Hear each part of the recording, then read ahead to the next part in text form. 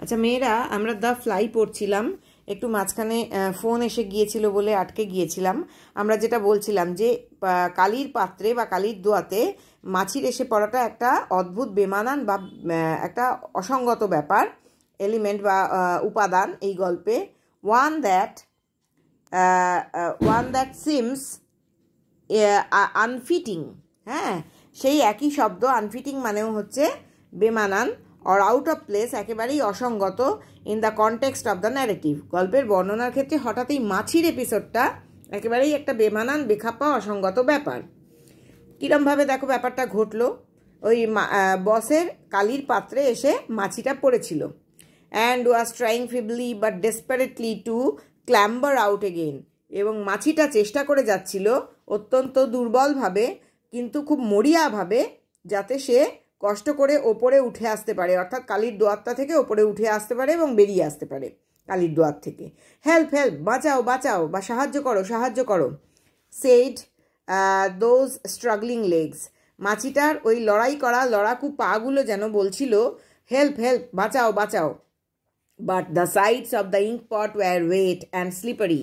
কিন্তু ওই দোয়াতটার বা কালির পাত্রের ধারগুলো ছিল অত্যন্ত ভিজে এবং পেছল। It fell back again and began to swim. মাছিটা আবার কালির পাত্রে পড়ে গেল এবং আবার সাঁতার কাটতে আরম্ভ করলো। The boss took up a pen. Boss একটা পেন তুলে নিলেন। তখনকার দিনেই কালির পাত্রে ডুবিয়ে যে পেনগুলো দিয়ে লেখা হতো, আমাদের এখানেও ভারতবর্ষেও ছিল সেগুলো, ওই খাগের কলম বলা হতো আর কি, পালকের মতো বা ওরকম ধরনের খাগের কলম। দেখবে তোমরা সরস্বতী পুজোর সময় খাগের কলম ব্যবহার করা হয়। তো ওই রকম কলম, যে কলমগুলো কালির পাত্রে ডুবিয়ে ডুবিয়ে লেখা হতো। পিকড, সেই একটা পেন বা কলম তুলে নিলেন boss. Picked the fly out of the ink. এবং ওই কালির থেকে ওই মাছিটাকে ওই কলম দিয়ে তুলে আনলেন। And shook it on to a piece of blotting paper. এবং সেই সময় ওই যখন কালির পাত্রে ডুবিয়ে যখন লেখা হতো ওই কলমগুলো দিয়ে, তখন যদি বেশি কালি পড়ে যেত কলম থেকে, সেইটাকে শুকোনোর জন্য ব্লটিং পেপার অর্থাৎ শুষে নেওয়া কাগজ থাকতো সবার কাছেই।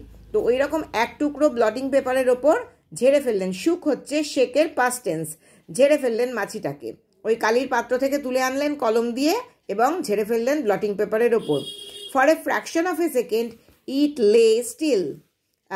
এক সেকেন্ডের এক ভগ্নাংশ সময়ের জন্য, ফ্র্যাকশন মানে ভগ্নাংশ, এক সেকেন্ডেরও এক ভগ্নাংশ সময়ের জন্য মাছিটা ওই ব্লটিং পেপারের ওপর স্থির হয়ে রইল। অন দ্য ডার্ক প্যাচ, ওই কালো দাগটার মধ্যে, দ্যাট উজড রাউন্ড ইট। উজড কথাটার মানে হচ্ছে চুঁইয়ে পড়া। ওই মাছিটার গা থেকে যে কালিটা চুঁইয়ে চুঁইয়ে পড়ছিল, সেই চুঁইয়ে পড়া কালিটার মধ্যে মাছিটা খানিকক্ষণ ওই কালো দাগের মধ্যে স্থির হয়ে রইল। দেন দ্য ফ্রন্ট লেগস ওয়েভড। তারপরেই সামনের পাগুলো নড়ে উঠল। টুক হোল্ড, পরিস্থিতির ধরলো বা নিয়ন্ত্রণ করলো। টুক হোল্ড মানে মাছিটা টান টান হয়ে নিজের শরীরটাকে নিয়ন্ত্রণ করার চেষ্টা করলো বা ধরে নিল। And pulling its small sodden body up, এবং টানতে লাগলো নিজের ছোট্ট ভিজে দেহটাকে উপরের দিকে। It began the immense task of cleaning the ink from its wings. এবং তারপর মাছিটা শুরু করলো ওই বিশাল একটা কাজ, কি না, তার ডানাগুলো থেকে, উইংস মানে হচ্ছে ডানা থেকে কালি মুছে ফেলা, ক্লিনিং পরিষ্কার করা, কালি পরিষ্কার করা। তার ডানায় যে কালিটা লেগে গিয়েছিল সেইটা পরিষ্কার করার একটা বিশাল কাজ মাছিটা শুরু করলো। Over and under, over and under, ওপরে এবং নিচে, ওপরে এবং নিচে। ওয়েন্ট এ লেগ অ্যালং এ উইং, একটা পা একটা ডানা বরাবর চলতে লাগলো, অর্থাৎ পা দিয়ে ডানার সমস্ত কালিটা মুছে ফেলতে লাগলো মাছিটা। As the stone goes over and under the scythe, ঠিক যেরকমভাবে একটা পাথরখণ্ড ওপরে এবং নিচে যাতায়াত করে একটা কাস্তেটাকে ধার দেওয়ার জন্য। আমরা জানি এখানে তলায় সেটাই দেওয়া আছে, সিদ মানে হচ্ছে কাস্তে। Is a tool with a long curved blade, লম্বা বাঁকানো একটা blade, at the end of a pole, একটা হাতলের ডগায় ফিট করা, fitted with handle. In a it is used for cutting crops or grass in a field. হ্যাঁ, ঘাস অথবা শস্য কাটার জন্য ব্যবহার করা হয়। সিদ মানে কাস্তে, তোমরা জানো, বুঝতেই পারছো। তো সেই কাস্তেকে ধার দেওয়ার জন্য পাথরখণ্ড ওপরে নিচে করে যেভাবে ধার দেওয়া হয়, ঠিক সেরকমভাবে মাছিটা তার পা দিয়ে ডানাটাকে পরিষ্কার করতে লাগলো। দেন দেয়ার ওয়াজ এ পজ, তারপর মাছিটা খানিকক্ষণ থামলো। while the fly seeming to stand on the tips of its toes, তারপরে যখন মাছিটা ঠিক যেন মনে হচ্ছিল তার পায়ের আঙুলের ডগায় উঠে দাঁড়িয়েছে, অর্থাৎ সামনের পায়ের একেবারে টিপ মানে হচ্ছে ডগা, আর টো মানে পায়ের আঙুল, এখানে তো পায়ের আঙুল নয়, সামনের দুটো পায়ের ডগা দিয়ে উঠে দাঁড়ালো। Tried to expand first one wing, প্রথমে একটা ডানা ছড়ানোর চেষ্টা করলো, এক্সপ্যান্ড মানে ছড়ানো বা বিস্তৃত করা, মেলে ধরা, আর প্রথমে একটা ডানা মেলে ধরার চেষ্টা করলো, অ্যান্ড দেন দ্য আদার, তারপরে আরেকটা ডানা মেলে ধরার চেষ্টা করলো। ইট সাকসিডেড অ্যাট লাস্ট, শেষ পর্যন্ত মাছিটা সফল হলো তার ডানা মেলে ধরতে। অ্যান্ড সিটিং ডাউন, বসে বসে, ইট বিগ্যান, মাছিটা শুরু করলো, লাইক এ মাইনিউট ক্যাট, একটা ছোট্ট বেড়ালের মতো, টু ক্লিন ইটস ফেস, নিজের মুখটা পরিষ্কার করা শুরু করলো। Now one could imagine that the little front legs rubbed against each other lightly joyfully, একজন কেউ কল্পনা করতেই পারে যে ছোট্ট ছোট্ট সামনের পাগুলো একে অপরের সঙ্গে ঘষাঘষি করছিল, রাবড মানে ঘষাঘষি করা, ইচ আদার একে অপরের সঙ্গে ঘষাঘষি করছিল খুব হালকাভাবে, খুব আনন্দের সঙ্গে, অর্থাৎ ওই ভয়ঙ্কর বিপদটা কাটিয়ে উঠেছে বলে আনন্দের সঙ্গে। The horrible danger was over, মাছিটার ওই কালির পাত্রে পড়ে যাওয়ার ওই ভয়ানক বিপদ, হরেবল মানে হরর থেকে হরেবল, ভয়ঙ্কর বিপদটা কেটে গিয়েছে। ইট হ্যাড এসকেপড, মাছিটা এড়াতে পেরেছে বিপদটা, এসকেপড মানে এড়ানো। It was ready for life again, আবার মাছিটা জীবনের জন্য তৈরি হয়েছে। But just then the boss had an idea, কিন্তু তক্ষুনি বসের মাথায় একটা বুদ্ধি এলো বা পরিকল্পনা এলো। He plunged his pen back into the ink, তিনি তার কলমটাকে আবার ওই কালির পাত্রে ডোবালেন। Leaned his thick wrist on the blotting paper, তার চওড়া কবজিটাকে ব্লটিং পেপারের ওপর রাখলেন। And as the fly tried its wings down, যখনই মাছিটা তার ডানাগুলোকে ব্যবহার করতে গেল, কেন ব্যবহার করতে গেল? ওড়ার জন্য ব্যবহার করতে গেল। কেম এ গ্রেট হেভি ব্লট, তখনই আবার আরেকটা বিরাট ভারী ওই কালির ফোঁটা মাছিটার ওপর নেমে এলো। ভেবে দেখো, মাছিটা একটা ছোট্ট জিনিস, তার ওপর ওই কলম থেকে একটা কালির ফোঁটা, অর্থাৎ বস পেনটাকে আবার ডুবিয়ে নিলেন কালির পাত্রে এবং ওই মাছিটার ওপর আরও এক ফোঁটা কালি ফেললেন। What would it make of that, এইবার মাছিটা কি করবে? হোয়াট ইনডিড, সত্যি সত্যি কি করবে সে? অর্থাৎ এখানে দেখো কি বা করতে পারে সে। দ্য লিটল বেগার, ছোট্ট ভিখারি, এখানে মাছিটা এত দুর্দশাগ্রস্ত যে তাকে বেগার বলে উল্লেখ করা হচ্ছে, আসলে মাছিটাকে বোঝানো হচ্ছে। ছোট্ট ভিক্ষুক বা ছোট্ট প্রাণীটা সিমড অ্যাবসলিউটলি কাউড, তাকে দেখে মনে হচ্ছিল অত্যন্ত ভীত। স্টান্ড মানে হচ্ছে হতবুদ্ধি বা হতচকিত। অ্যান্ড অ্যাফ্রেড টু মুভ, এবং নড়াচড়া করতে ভয় পাচ্ছিল মাছিটা। Because of what would happen next, কারণ সে মাছিটা বুঝতে পারছিল না এরপরে আরও কি হতে পারে। অর্থাৎ মাছিটার কাছে তো ওটা একটা বিরাট বিপদ। আমরা ভাবছি মাছিটার উপর এক ফোঁটা কালি পড়লো, কি এমন ব্যাপার, কিন্তু মাছিটার কাছে তো এটা একটা বিরাট বিপদ, মাছিটাকে পুরো ডুবিয়ে দেয়া একটা কালির ফোঁটা। ফলে মাছিটার পক্ষে বিপদ সে একবার কাটিয়ে উঠেছে, সমস্ত গায়ের এবং ডানার কালি পরিষ্কার করে সে আবার ওড়ার জন্য তৈরি হয়েছিল, কিন্তু তখনই আবার আরেক ফোঁটা কালি এসে পড়লো। অর্থাৎ তোমরা এখানে খেয়াল করে দেখো, ঠিক যেরকম আমাদের ওপর ভাগ্য বারে বারে বিভিন্ন রকমের বিপদ ছুড়ে দিতে থাকে, বা ওই আমরা ব্যাঙের গল্প পড়েছিলাম যে ছেলেরা যখন ব্যাঙকে পাথর ছুটছিল, ব্যাঙ বলেছিল যেটা তোমাদের কাছে মজার খেলা, আমাদের কাছে সেটাই মৃত্যু, ওই পাথর ব্যাঙের গায়ে লাগলে ব্যাঙ মরে যাবে। তো আমাদের ওপরও ভাগ্য যেরকম ধরনের বিপদ ছুড়ে দিতে থাকে, যেগুলো আমাদের প্রাণ পর্যন্ত নিয়ে নিতে পারে, সেগুলো হয়তো ভাগ্যের কাছে খেলা, মানে এই নিয়তি বা ফেট বা ডেস্টিনি, এই ব্যাপারটাই এখানে এই গল্পে বোঝানোর জন্য এই সিম্বল বা এই রূপকটাকে ব্যবহার করা হচ্ছে, এই মাছির গল্পটাকে। এখানে বস নিজে খানিকটা ভাগ্য বা ডেস্টিনির ভূমিকা পালন করার চেষ্টা করছেন, যেটা তার ক্ষেত্রে ঘটেছিল, যে তার ছেলে যখন কিনা ব্যবসার দায়িত্ব নেবে বলে সব ঠিক হয়ে গেছে, সেই সময় ছেলেকে প্রথম বিশ্বযুদ্ধে চলে যেতে হয়েছিল সৈন্য হয়ে লড়ার জন্য, এবং সেখানে তার মৃত্যু ঘটেছিল। ভাগ্যের এই মার হঠাৎ করে এসে বসের ওপর পড়েছিল, এবং বস কিন্তু ভাগ্যের এই মার এড়াতে পারেননি। এখন বস নিজেই এই মাছিটার জীবনে ঠিক এইরকমই একজন নিয়ন্ত্রক বা ভাগ্যের ভূমিকা পালন করতে শুরু করে দিলেন। কেন পালন করতে শুরু করে দিলেন তার কোনো ব্যাখ্যা নেই, বা নিজের শোকটাকে হয়তো দীর্ঘদিন ধরে চাপতে চাপতে আজকে এই নিজেকেই ওই নিয়ন্ত্রকের ভূমিকায় নিয়ে যাওয়ার কথা তার মনে হলো। দেখো আমরা গল্পে ফিরি আবার। বাট দেন অ্যাজ ইফ পেনফুলি, ঠিক তক্ষুনি খুব কষ্টের সঙ্গে যেন, ইট ড্র্যাগড ইটসেলফ ফরওয়ার্ড, মাছিটা এটাকে নিজের দেহটাকে টানতে লাগলো সামনের দিকে। দ্য ফ্রন্ট লেগস ওয়েভড, সামনের পাগুলো আবার নড়ে উঠলো। কট হোল্ড, আবার নিজের দেহের নিয়ন্ত্রণ নিল বা ধরলো। And more slowly this time, এইবার কিন্তু মাছিটা আরও আস্তে আস্তে নিজেকে পরিষ্কার করতে লাগলো। The task began from the beginning, নিজেকে পরিষ্কার করার কাজটা আবার প্রথম থেকে শুরু করলো।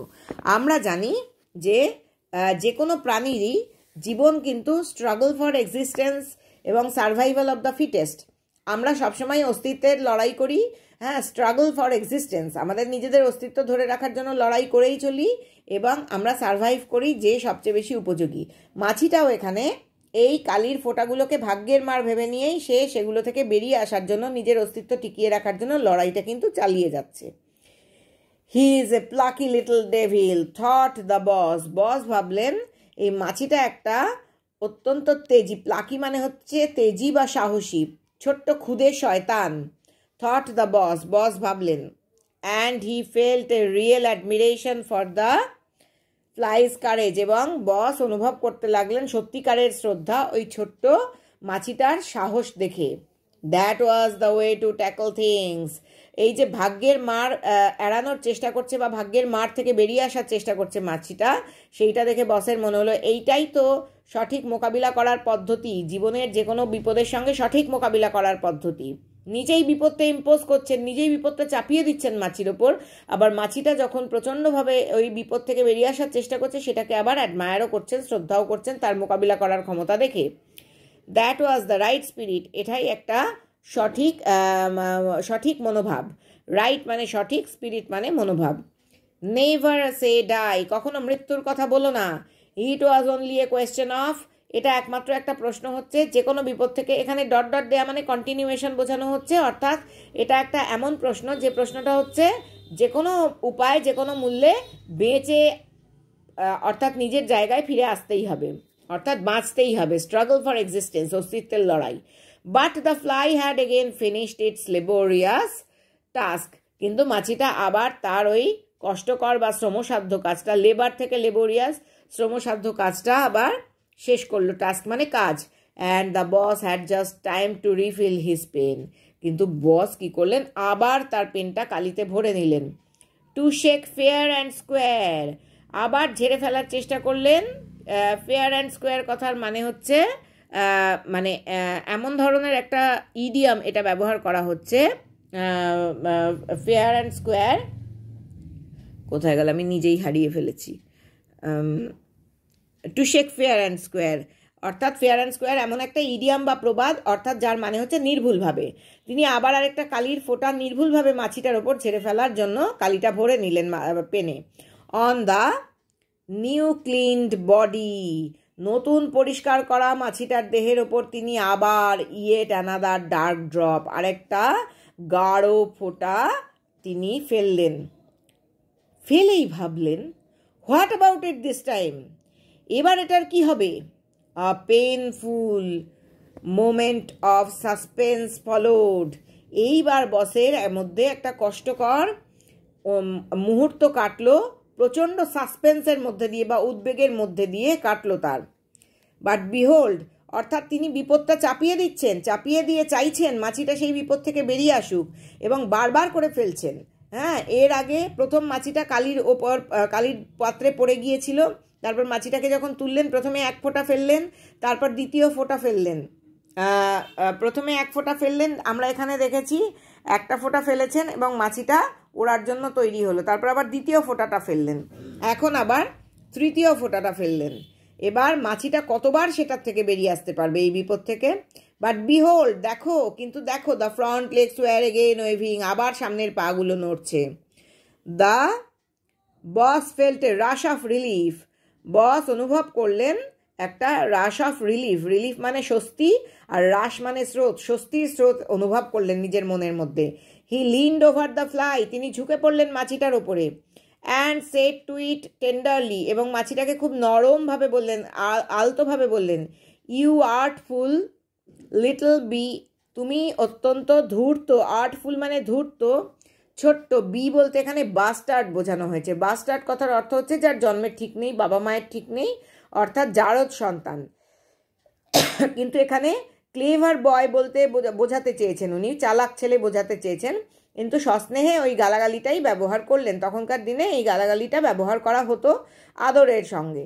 হ্যাঁ, বসের সেই রুচিবোধটা ছিল, তাই তিনি পুরোটা এখানে শব্দটা ব্যবহার করলেন না, কিন্তু মনে ওইটাই ইমপ্লাই করলেন।